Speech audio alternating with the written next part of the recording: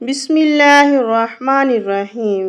السلام علیکم ورحمۃ اللہ وبرکاتہ۔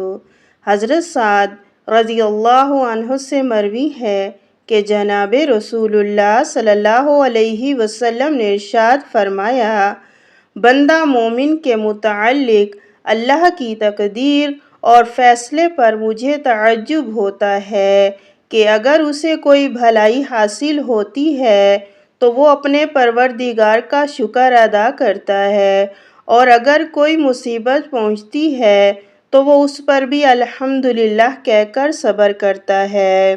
اور صبر و شکر دونوں اللہ کو پسند ہیں۔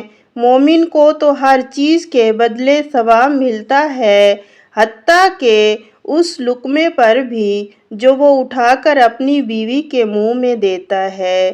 حضرت سعد رضی اللہ عنہ فرماتے ہیں کہ ایک مرتبہ میں نے بارگاہ رسالت میں عرض کیا، یا رسول اللہ، ایک آدمی جو اپنی قوم میں کم حیثیت شمار ہوتا ہو، اس کا اور دوسرے آدمی کا حصہ برابر ہو سکتا ہے؟